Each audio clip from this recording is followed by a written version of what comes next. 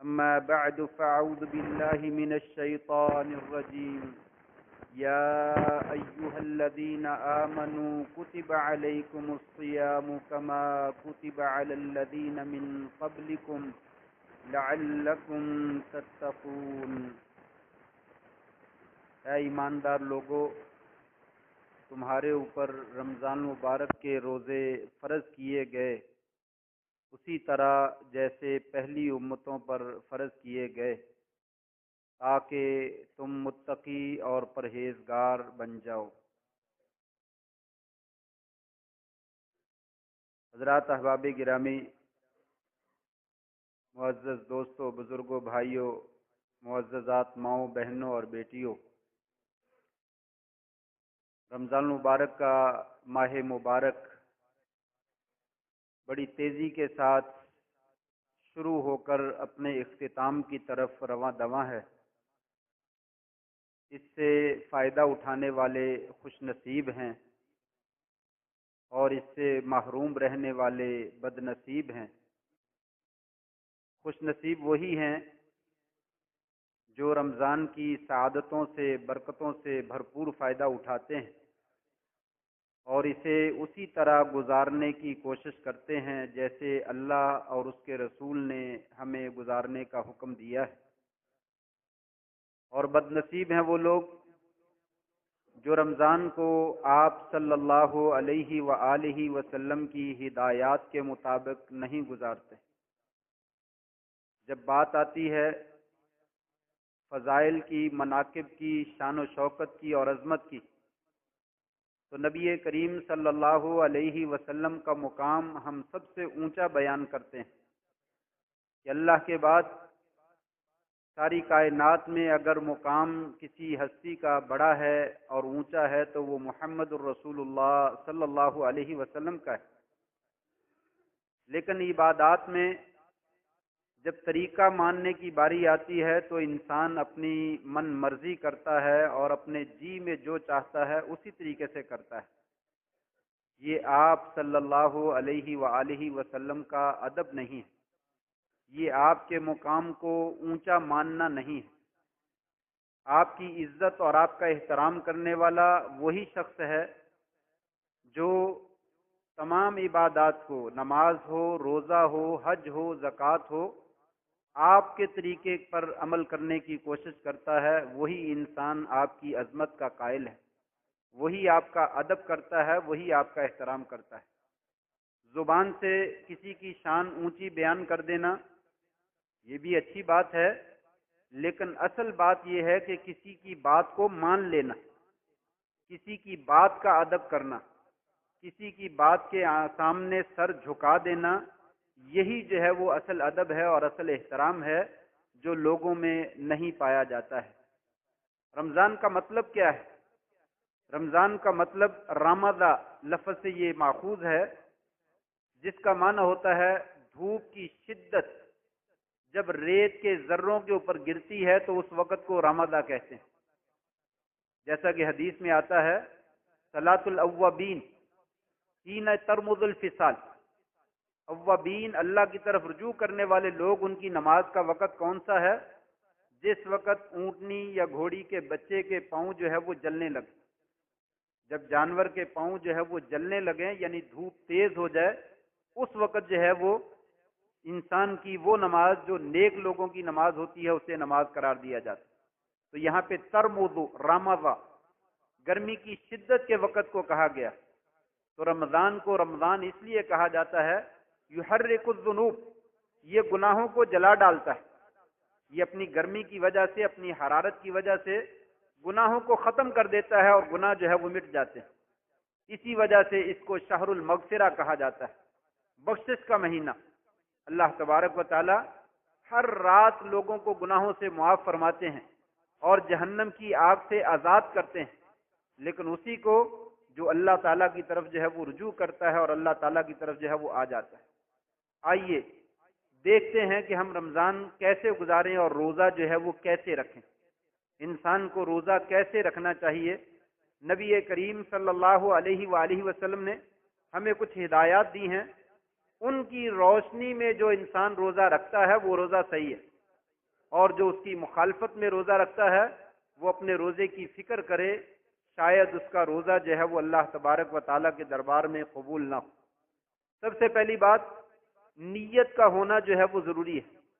حدیث میں آتا ہے من لم یجمع الصیام فلا صیام له، من لم یجمع الصیام من اللیل فلا صیام له، جس نے روزے کی رات کو نیت نہ کی اس کا کوئی روزہ نہیں، جس نے رات کو روزے کی نیت نہ کی اس کا کوئی روزہ نہیں۔ فرضی روزے کے لیے مغرب کی اذان سے لے کر فجر کی اذان تک نیت کا وقت ہے، اس وقت میں نیت کر لیں۔ اور یہ میں نے کئی دفعہ بتلایا ہے کہ نیت کا تعلق زبان سے ہے نہیں ہے، دل کے ساتھ، دل کے ارادے کے ساتھ ہے، زبان کے ساتھ نیت نہیں کی جاتی۔ آپ صلی اللہ علیہ وآلہ وسلم سے کسی بھی عبادت کے لیے زبان کے ساتھ نیت کرنا ثابت نہیں ہے، لیکن ہم جو ہے وہ اپنی زبانوں سے نیت کرتے ہیں۔ تو لہٰذا مغرب سے لے کر فجر تک کسی بھی وقت میں انسان نیت کر لے، اس کی نیت ہو جائے۔ نفلی روزے کی نیت رات کو بھی ہو سکتی ہے، صبح کو بھی ہو سکتی ہے۔ اگر کوئی فجر کے بعد اٹھا ہے اور زوال سے پہلے پہلے وہ کہتا میں نے آج روزہ رکھا ہے، اور فجر کی اذان کے بعد اس نے کچھ نہیں کھایا، تو وہ روزہ رکھ سکتا ہے، وہ اپنا روزہ پورا کر لے، لیکن یہ نفلی ہے۔ فرضی روزے کے لیے رات کو نیت کا ہونا جو ہے وہ ضروری ہے۔ دوسرا کام، فجر کے وقت جو ہے وہ اس سے پہلے سحری کرنا ہے۔ آپ نے فرمایا تسحروا فإن فی السحور برکہ، نبی کریم صلی اللہ علیہ وآلہ وسلم کا فرمان ہے سحری کیا کرو، سحری کے کھانے میں برکت ہے۔ اللہ تبارک و تعالیٰ نے اس میں برکت اجر و ثواب کے اعتبار سے بھی رکھی ہے، برکت اس اعتبار سے بھی ہے کہ یہ کھانا بہت زیادہ انسان کو قوت دیتا ہے، فائدہ دیتا ہے، اور انسان روزے کے اوپر جو ہے وہ قوی اور مضبوط ہو جاتا ہے، اور انسان روزہ جو ہے وہ اپنا سکون سے گزار لیتا ہے۔ اور اس اعتبار سے بھی برکت ہے کہ آپ نے فرمایا کہ بین صیامنا و صیام اہل الکتاب السحور، ہمارے روزے کے درمیان اور یہودیوں اور عیسائیوں کے روزے کے درمیان فرق کرنے والی چیز جو ہے وہ سحری ہے۔ آج بھی اگر آپ کرسچین لوگوں سے پوچھیں، روزہ وہ بھی رکھتے ہیں لیکن وہ سحری نہیں کرتے، وہ سحری نہیں کرتے، افطاری کرتے ہیں لیکن سحری نہیں کرتے۔ ان کے کتابوں میں، ان کے دین میں سحری نہیں ہے۔ فرمایا ہمارے روزے میں اور اہل کتاب کے روزے میں فرق یہ ہے کہ ہم سحری کرتے ہیں، وہ سحری نہیں کرتے۔ تو اس اعتبار سے بھی برکت ہے کہ ہم اپنی شریعت کے مطابق عمل کرتے ہیں، وہ سابقہ شریعت جو کہ ختم ہو چکی ہے اس کے مطابق عمل کرتے ہیں۔ تو لہٰذا انسان کو جو ہے وہ سحری کرنی چاہیے، کبھی رہ جائے تو کوئی حرج نہیں ہے، انسان کا روزہ جو ہے وہ اٹپیرا بھی، بغیر کھائے پیے بھی انسان کا روزہ جو ہے وہ ہو جائے گا۔ یاد رہے سحری کس وقت تک ہے؟ فجر کی اذان تک ہے۔ فجر کی اذان کون سی ہے؟ جو وقت کے اوپر ہوتی ہے۔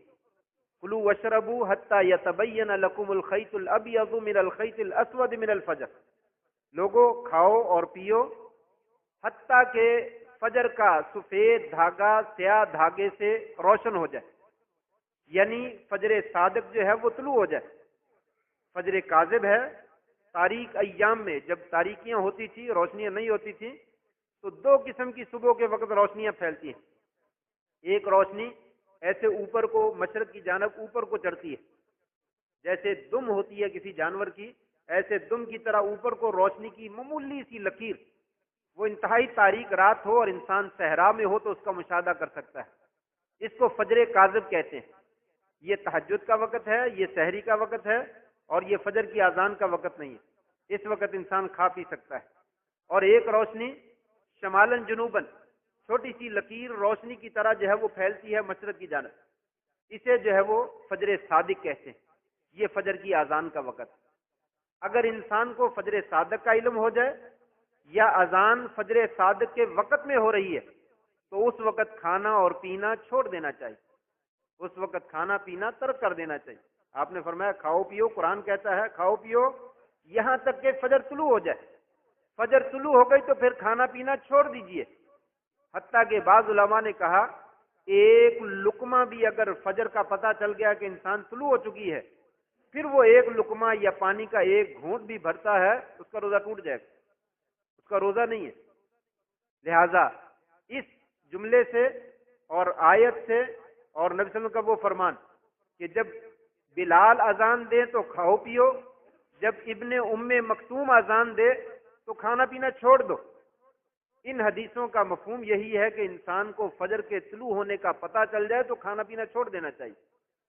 دوسری حدیث ہے، آپ نے فرمایا اذا سمع احدکم الاذان والاناء فی یدہ فلا یدعہ حتی یقضی حاجتہ، اگر کوئی آدمی اذان سن لے فجر کی اور برتن اس کے ہاتھ میں ہو تو وہ اپنی حاجت جو ہے وہ پوری کر لے۔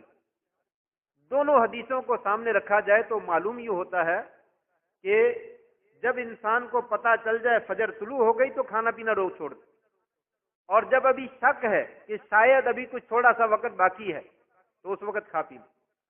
اگر اسے شک ہے کہ ابھی تھوڑا سا وقت باقی ہے تو وہ کھا پی لے۔ یا تو یہ معنی بنتا ہے یا یہ معنی بنتا ہے کہ سحری کے وقت میں کھانا کھا چکا ہے، ایک دو نوالے ایک دو گھونٹ انسان کے پانی کے باقی ہیں تو وہ اذان شروع ہو گئی تو جلدی سے پی لے۔ یہ مطلب نہیں ہے کہ اذان شروع ہو جائے تو اذان کے ختم ہونے تک کھاتے پیتے رہو، بلکہ کھانا ہی اس وقت شروع کرو جب اذان شروع ہو جائے۔ اذانیں تو پھر بند نہیں ہوتی ہیں، ایک اذان سے ختم ہوتی تو دوسری شروع ہو جاتی، دوسری ختم ہوتی تو تیسری شروع ہو جاتی ہے۔ یہ تو 15-20 منٹ کا وقفہ جو ہے وہ اذانیں ہی ہوتی رہتی ہیں۔ جبکہ میں نے ذکر کیا کہ اہل علم کا کہنا ہے ایک گھونٹ بھی اگر فجر کے طلوع ہونے کے بعد یقین ہے کہ فجر طلوع ہو گئی تو روزہ ٹوٹ جائے گا۔ لہذا یہ مقصود نہیں ہے، مقصد یہ ہے کہ وہ اذان جو وقت پہ ہوتی ہے اس وقت کھانا پینا بند کر دو۔ اگر اضطراری طور پر انسان نے کوئی ایک دو نوالے لے لیے تو چلو کوئی حرج نہیں، پانی کا گلاس ہاتھ میں پکڑا ہوا ہے وہ پی لیتا ہے تو چلو کوئی حرج نہیں، لیکن اسپیشل اذان شروع ہو جائے تو چائے کا کپ پکڑ کر انسان پینا شروع کر دے اور اذان کے ختم ہونے تک پیتا رہے، یہ شریعت کا مقصود ہمیں نظر نہیں آتا ہے۔ گنجائش اور رخصت لینی چاہیے جتنی رخصت دی ہے۔ لہذا وہ اذانیں جو وقت سے پہلے ہوتی ہیں ان کا بھی کوئی اعتبار نہیں، وہ اذانیں جو وقت کے بعد ہوتی ہیں ان کا بھی کوئی اعتبار نہیں، اسی اذان کا اعتبار ہے جو وقت کے اوپر ہوتی ہے۔ لہذا انسان کو وقت کے اوپر سحری جو ہے وہ بند کر دینی چاہیے۔ امام مالک رحمہ اللہ کا موقف تو یہ ہے کہ اذان سے سحری کے وقت ختم ہونے سے 5 منٹ پہلے ویسے ہی کھانا پینا چھوڑ دینا چاہیے، تاکہ کہیں انسان کا لقمہ فجر کے طلوع ہونے کے بعد نہ کھایا جا سکے اور روزہ انسان کا صحیح رہ سکے۔ ایک طرف اس قدر احتیاط ہے اور ایک طرف جو ہے وہ کس قدر بے احتیاطی ہے، بین بین میں رہنا چاہیے۔ نہ تو بہت زیادہ احتیاط کی ضرورت ہے اور نہ ہی بہت زیادہ لاپرواہی کی ضرورت ہے۔ اگر شریعت نے رخصت دی ہے تو اس کو رخصت کو محدود دائرے میں رہتے ہوئے انسان استعمال کرے اور اپنا روزہ رکھے اور روزے کی حفاظت کرے۔ روزے کو بچانا ہے، روزے کو سنت کے مطابق رکھنا ہے، روزے کو آپ صلی اللہ علیہ وسلم کے طریقے کے مطابق رکھنا ہے۔ تو لہٰذا سحری کو انسان جو ہے جب وقت ہو جائے تو بند کر دے۔ اضطراری طور پہ تھوڑا سا ایک نوالا دو نوالے لے لیے تو انشاءاللہ تعالی جو ہے وہ کوئی حرج نہیں، یا وہی آدمی جو اسی وقت اٹھا ہے جلدی سے 2-3 نوالے لے لیتا ہے تو انشاءاللہ کوئی حرج نہیں۔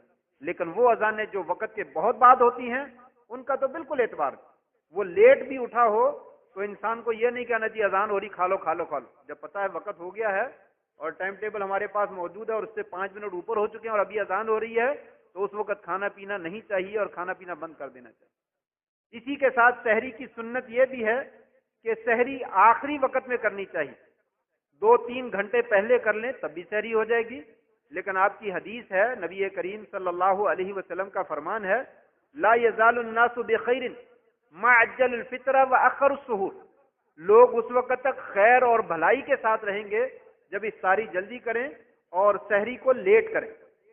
لیٹ کرنے کا مطلب اذان سے کچھ لمحے پہلے جو ہے وہ ترک کر دیں، آخری وقت میں سحری جو ہے وہ کریں، یہ مراد ہے اس سے۔ تو لہٰذا انسان کو آخری وقت میں جو ہے وہ سحری جو ہے وہ کرنی چاہیے۔ یہ سحری کا معاملہ ہو گیا۔ اس کے بعد مسئلہ ہے افطاری کا۔ افطاری کا وقت جو ہے بڑا قیمتی ہے، اس وقت میں دعا جو ہے وہ قبول ہوتی ہے۔ انسان کو اسپیشل دعا کا اہتمام کرنا چاہیے۔ کھانے پینے میں تو انسان لگا ہی رہتا ہے ساری زندگی، کھانا پینا ہی ہے، جب تک زندگی ہے اور جب تک جی چاہتا ہے اور جب تک انسان کے پاس کھانے پینے کی چیزیں موجود انسان کھاتا رہے گا۔ صرف ایک ہی افطاری کا وقت نہیں ہے کہ بس اسی وقت میں کھا لو، اس کے بعد پتہ نہیں کھانے کا موقع ملنا ہے یا نہیں ملنا، بلکہ انسان اپنی صحت کا لحاظ رکھے اور انسان سنت کے مطابق جو ہے وہ افطاری کرنے کی کوشش کرے۔ آپ نے فرمایا 3 بندے ایسے ہیں جن کی دعا جو ہے وہ رد نہیں ہوتی. ثلاثۃ لا ترد دعواتهم، 3 بندوں کی دعا قبول ہو جاتی ہے اور رد نہیں ہوتی. نمبر 1 دعوت المسافر، مسافر کی دعا. اور نمبر 2 والد کی دعا اپنی اولاد کے حق میں. اور نمبر 3 روزے دار کی دعا حین یفطر، جس وقت انسان روزہ افطار کرتا ہے اس وقت دعا قبول ہوتی ہے. اس لیے انسان سارے دن کا تھکا ہوا ہے، بھوکا اور پیاسا ہے، اللہ کے لیے ایک عبادت کی ہے، یہ وسیلہ ہے. دعا سے پہلے نیک عمل کرنا یہ وسیلہ ہے. دعا سے پہلے اللہ تعالیٰ کی تعریف کرنا یہ بھی نیک عمل ہے. دعا سے پہلے درود پڑھنا یہ بھی نیک عمل ہے، یہ وسیلہ ہے. یہ وسیلہ دعا میں جائز ہے. لوگ وسیلے کا سوال کرتے ہیں تو کچھ وسیلے جائز اور کچھ ناجائز ہیں. جو جائز ہیں وہ یہی وسیلہ ہے کہ دعا کرنے سے پہلے انسان نیکی کا کام کرے، پھر دعا مانگے، اللہ تعالیٰ دعا قبول کرتے ہیں. اسی لیے کہا پہلے تعریف کرو اللہ تعالیٰ کی، پھر نبی کریم صلی اللہ علیہ وسلم کے اوپر درود پڑھو، پھر دعا مانگو، تمہاری دعا قبول ہوگی. اور روزہ رکھا ہوا ہے تو سارا دن عبادت کی ہے، اب دعا مانگیے، انشاءاللہ آپ کی دعا جو ہے وہ قبول ہوگی. انسان مانگنا چاہتا ہے تڑپ کے مانگے اور اللہ تعالیٰ سے لڑے کہ اللہ مجھے چاہیے، تیرا دروازہ ہے، تیرے دروازے کے علاوہ اور کون سا دروازہ ہے، میں کہاں پہ جاؤں گا؟ تو بغیر مانگنے کے ہمیں دیتا ہے، اب جب کہ میں مانگ رہا ہوں تو کیسے نہیں دے گا؟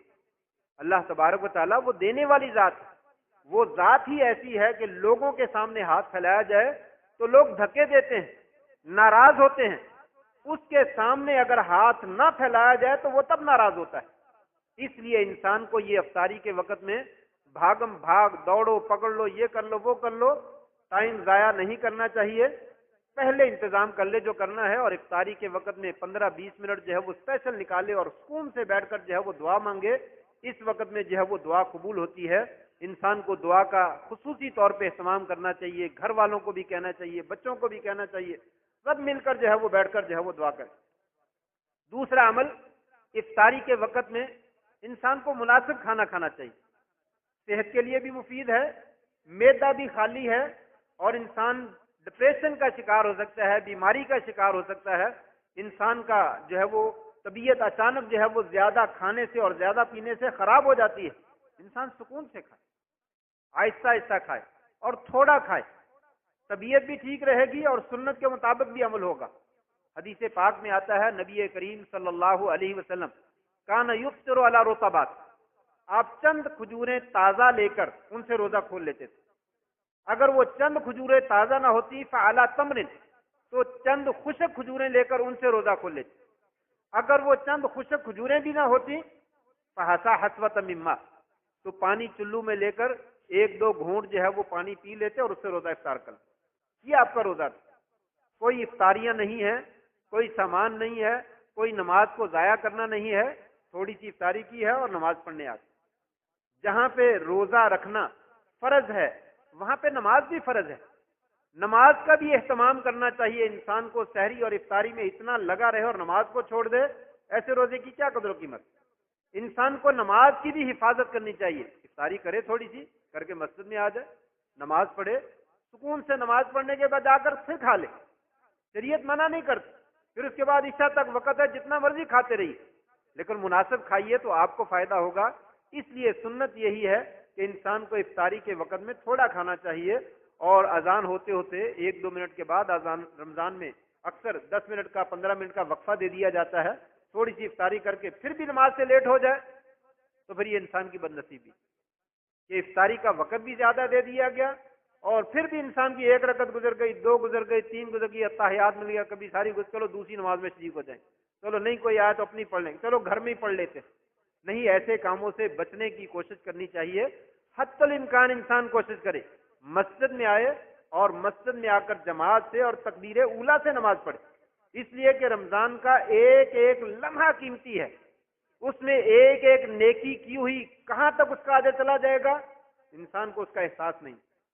یہ قیامت کے دن جب اجر ملے گا تو پھر انسان کو احساس ہوگا کہ وہ وقت میں نے کیوں ضائع کیا. تو یہ رمضان کے تمام لمحات، دن کے ہوں رات کے ہوں، کوئی بھی لمحہ ضائع کرنے والا نہیں ہے. وہ نماز میں، ذکر میں، قرآن کی تلاوت میں انسان کو لگانا چاہیے. تو لہٰذا افطاری کر کے انسان نماز میں آ جائے. اور اسی طریقے سے افطاری کی سنتوں میں سے ہے کہ انسان بسم اللہ پڑھ کے کھائے، اور دعا پڑھے ذهب الظمأ وابتلت العروق وثبت الاجر انشاءاللہ. یہ حدیث جو ہے وہ اہل علم نے اس کو صحیح کہا ہے. ایک اور دعا ہے، دعا تو ویسے کوئی بھی پڑھ سکتے ہیں لیکن وہ دعا سنت نہیں ہے. اللہم لک صمت وعلی رزقک افطرت، یہ دعا عموماً پڑھتے ہیں لیکن اس کی سند جو ہے وہ صحیح نہیں. بطور دعا کے پڑھنا ہے پڑھ لیں لیکن مسنون سمجھ کے نہ پڑھیں، اس لیے کہ بطور دعا تو کوئی بھی دعا مانگی جا سکتی ہے. اگر مسنون سمجھ کے پڑھنی ہے تو ذهب الظمأ وابتلت العروق وثبت الاجر انشاءاللہ، یہ دعا پڑھنی چاہیے. اور اکثر علماء کا کہنا ہے کہ یہ افطاری کے بعد دعا پڑھنی چاہیے، کیونکہ اس کا معنی ہے پیاس چلی گئی، رگیں تر ہو گئیں اور اجر جو ہے وہ انشاءاللہ ثابت ہو گیا. تو یہ گویا کہ افطاری کے بعد ہوتا ہے، تو لہٰذا بہتر یہی ہے افطاری کے بعد پڑھی جائے. اگر کوئی پہلے بھی پڑھ لیتا ہے تو گنجائش تب بھی موجود ہے، کیونکہ دعائیہ کلمات میں ماضی کا صیغہ استعمال کر کے مستقبل مراد ہوتا ہے. جیسے ہم کہتے ہیں رحمہ اللہ، اللہ نے اس پر رحم کر دیا ہے، اس کا ترجمہ یہ ہے. لیکن ہم کیا کہتے ہیں؟ اللہ اس کے اوپر رحم فرمائے. لفظ ماضی کا ہے پچھلے زمانے کا لیکن مراد اگلا زمانہ ہے، اللہ اس کے اوپر رحم فرما دے. تو لہٰذا یہاں پہ بھی پیاس چلی جائے گی اور جو ہے وہ رگیں تر ہو جائیں گی اور اجر جو ہے وہ ثابت ہو جائے گا. یہ معنی لیتے ہوئے اگر پہلے بھی دعا پڑھ لیتا ہے تو گنجائش موجود ہے، لیکن بہرحال پہلے بعد میں پڑھے تو یہ زیادہ مناسب جو ہے وہ معلوم ہوتا ہے. اسی طریقے سے یہ چیزیں تو ہوگی روزہ رکھنے کے بارے میں. روزہ افطار کن چیزوں سے ہوتا ہے؟ کون کون سی چیزیں جو ہے وہ روزے کو توڑ دینے والی؟ فجر کی اذان سے لے کر مغرب کی اذان تک، یا فجر کے طلوع سے لے کر سورج کے غروب ہونے تک، یہ وقت ہے روزے کا. اس وقت میں کھانے اور پینے سے جان بوجھ کر انسان کھاتا اور پیتا ہے تو روزہ ٹوٹ جاتا ہے. بھول کر کھائے تو روزہ نہیں ٹوٹتا. جب تک بھول کر کھاتا رہا، جو ہی یاد آ جائے وہیں پہ انسان کو کھانا چھوڑ دینا چاہیے. جو منہ میں نوالا ہے اس کو پھینک دینا چاہیے، کلی کر دینی چاہیے. اگر کوئی کھا رہا ہے اسے بتا دینا چاہیے. یہ نہیں ہے کہ کھاتا ہے تو کھانے دو، نہیں، ایسا نہیں. وہ غلط کام کر رہا ہے، غلطی سے کر رہا ہے، تو جو غلطی سے غلط کام کر رہا ہو اسے بتا دینے میں کوئی حرج نہیں. یہ اس کی اصلاح ہے، اس کو بتا دینا چاہیے بھی روزہ ہے نہ کھاؤ، اس کو روک دیں. تو پھر اگر بھول کے کھا لیا تو انشاءاللہ روزہ اس کا صحیح ہے. فَلْيُتِمَّ صَوْمَهُ، وہ اپنے روزے کو مکمل کر لے. یہ شریعت نے کہا فَإِنَّمَا أَطْعَمَهُ اللَّهُ وَسَقَاهُ، اللہ نے اس کو کھلایا اور اللہ نے اس کو پلایا، تو لہٰذا اس کا روزہ نہیں ٹوٹا. لیکن جان بوجھ کے کھایا اور پیا ہے تو روزہ ٹوٹ جائے گا. اسی طریقے سے ازدواجی تعلقات قائم کرنے سے روزہ ٹوٹ جاتا ہے اور اس کا کفارہ بھی بہت بڑا ہے. 60 روزے رکھنے پڑیں گے یا 60 مسکینوں کو کھانا کھلانا پڑے گا.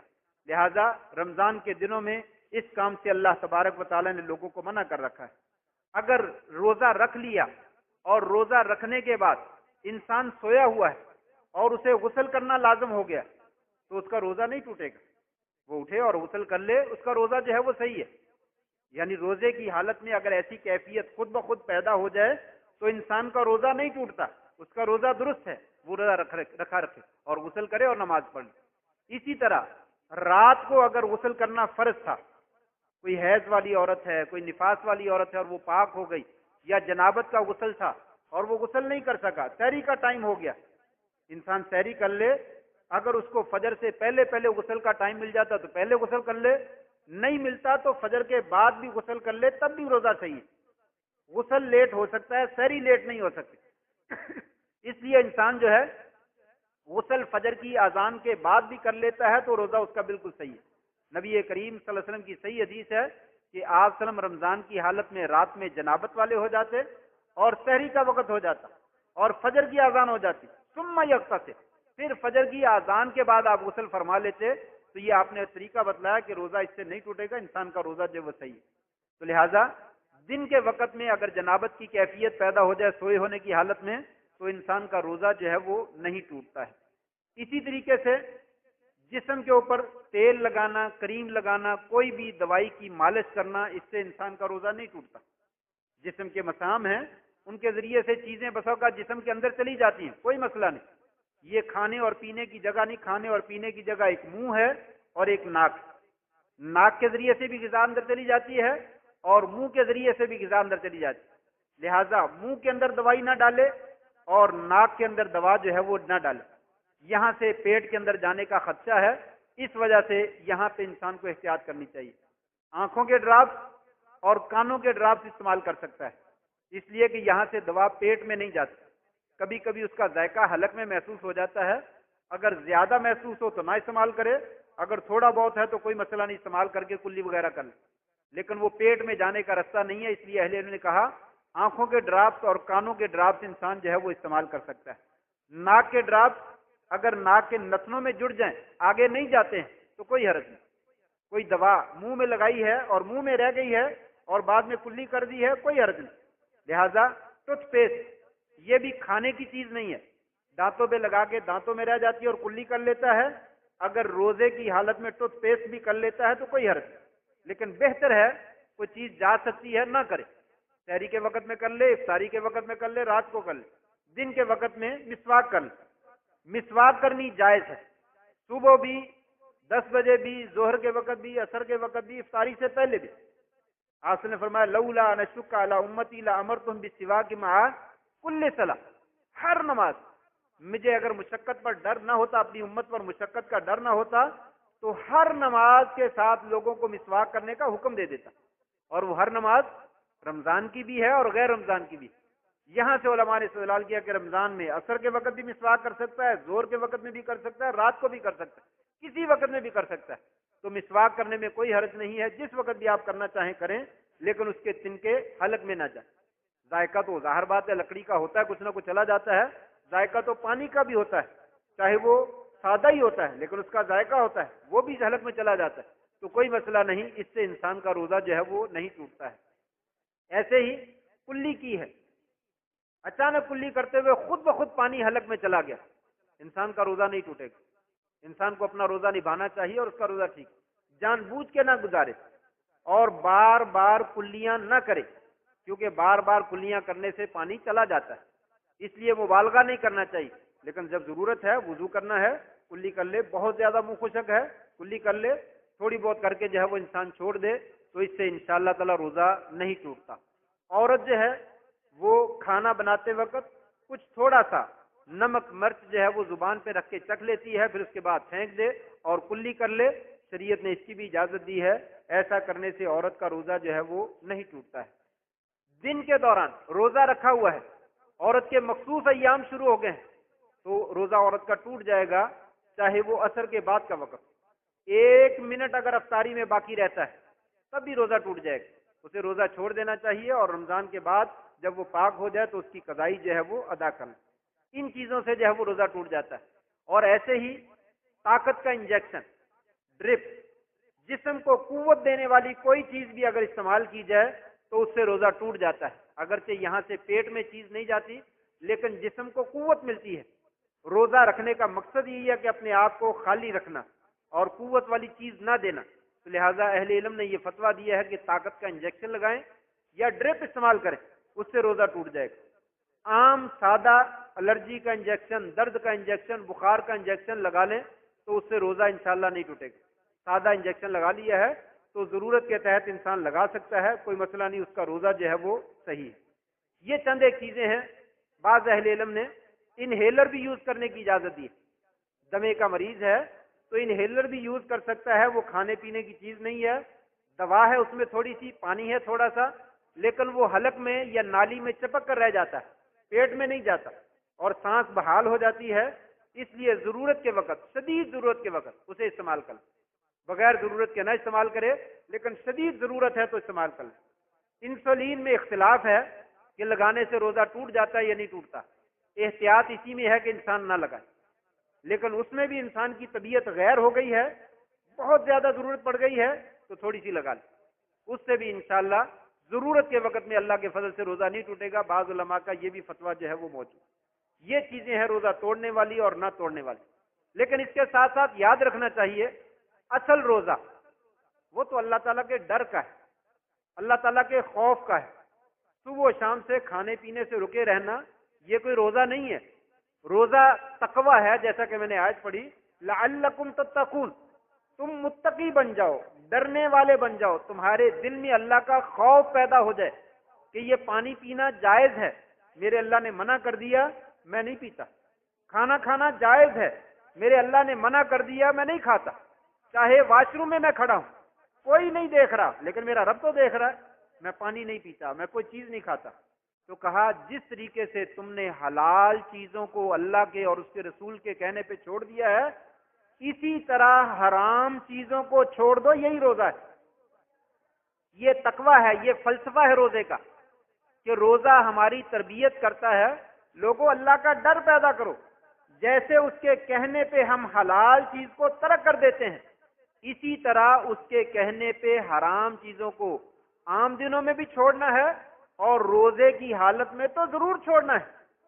روزہ رکھا ہوا ہے، آنکھوں سے ڈرامے دیکھی جا رہا ہے، کانوں سے گانے سنے جا رہا ہے، اور زبان سے جھوٹ بولے جا رہا ہے، گالیاں دیے جا رہا ہے، غیبت کیا جا رہا ہے، اتہام درازی کیا جا رہا ہے، تو اس کا کوئی روزہ نہیں، اس کا کوئی روزہ نہیں۔ من لم یدع قول الزور والعمل به فلیس للہ حاجۃ فی ان یدع طعامہ وشرابہ۔ جو جھوٹ کی بات کو اور جھوٹ کے عمل کو ترک نہیں کرتا، اللہ کو اس کے کھانے پینے کے چھوڑنے کی کوئی ضرورت نہیں، اس کا روزہ نہیں ہے۔ حقیقت میں اس کا روزہ ٹوٹ گیا ہے۔ اسی لیے کہا اگر تمہیں کوئی روزے کی حالت میں گالی بھی دیتا ہے تو اس کا جواب گالی میں نہ دو، اس کو کہو میں روزے سے ہوں، میں نے نہیں جواب دینا، خاموش ہو جائیے۔ کتنے ہی روزے دار، رب صائم لیس لہ من صیام الا الجوع، کتنے ہی روزہ رکھنے والے ہیں سوائے بھوک اور پیاس برداشت کرنے کے انہیں کچھ بھی حاصل نہیں ہوتا، وہ یہی ہیں جو اپنے روزے کی حفاظت نہیں کرتے۔ اپنی زبان کی حفاظت کریں، اپنے کانوں کی حفاظت کریں، اپنی آنکھوں کی حفاظت کریں۔ آنکھوں سے وہ چیز نہ دیکھے جو منع ہے، کانوں سے وہ چیز نہ سنے جو منع ہے، زبان سے وہ کلمات ادا نہ کریں جو منع ہے، تب جا کر یہ روزے کی حفاظت ہوگی۔ اس لیے انسان کو اپنا روزہ شریعت کے مطابق رکھنا چاہیے، اپنی مرضی سے نہیں رکھنا چاہیے۔ سارا دن جو ہے وہ سویا بھی رہے اور فلمیں بھی دیکھتا رہے اور ڈرامے بھی دیکھتا رہے اور گانے بھی سنتا رہے اور جھوٹ بھی بولتا رہے اور کہے میں نے رمضان کے مہینے کے روزے رکھے ہیں، اللہ نے مجھے نہیں معاف کرنا تو اور کسی کو معاف کرنا ہے۔ کہا ایسے بندے کے روزے کی اللہ تبارک و تعالیٰ کو ضرورت نہیں ہے، اپنے روزے کی جو ہے وہ حفاظت کرے، اور رمضان میں رمضان کی قدر کرے، اس کا ادب کرے، اس کا احترام کرے۔ لوگوں کے سامنے کتنے ہی ڈٹائی کے ساتھ کچھ لوگ ایسے ہیں، وہ دکانیں بھی کھولتے ہیں، دہی پلے کی، فروٹ چاٹ کی، دن کے وقت میں پردہ لگایا ہوا ہے، جس نے آنا ہے اندر بیٹھ کر جو ہے وہ کھا لے۔ یہ کیا ہے؟ یہ مسلمانوں کا ملک ہے، یہ پاکستان کا ملک ہے، یہ پاکستان کے بازار ہے، اور آنے والے آتے ہیں اور چپکے سے دکان کے اندر بیٹھ جاتے ہیں اور روزہ کھولتے ہیں۔